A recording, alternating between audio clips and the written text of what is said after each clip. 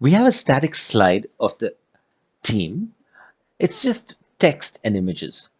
So let's convert this into an interactive drag and drop using storylines convert to freeform tool, which you'll find right above on the top left, right about here. We'll head up to Insert tab, select Convert to Freeform. We'll select Drag and Drop and then select OK. The important thing to remember about drag and drop in Storyline is that every element on your slide is draggable and droppable. For you, that might be an image, a text, or shape. I've decided to have the learner drag the name to the appropriate image. It's a simple drag and drop just to let you get a hold of the concept.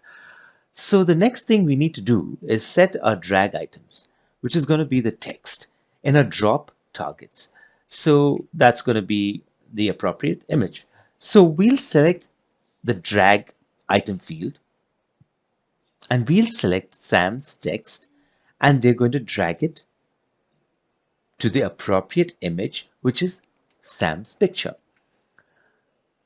Now we'll select the drag item, the next one, which is Mahesh Naidu text, and that's going to be draggable and it's going to be dragged to his respective picture.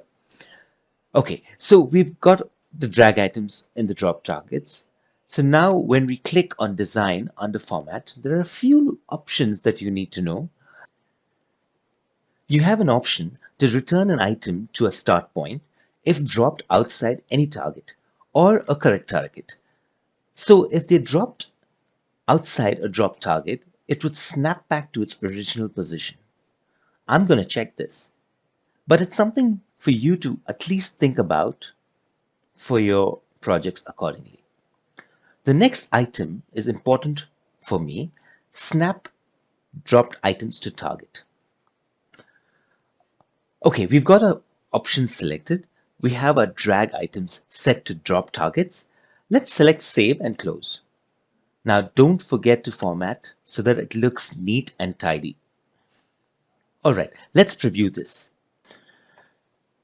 So Mahesh goes to Mahesh's image and you can drag Sam's text to Sam's image.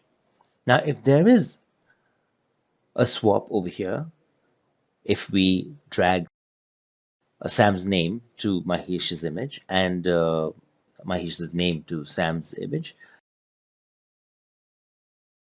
then we have a built-in layer that pops up which tells you whether you're right or wrong.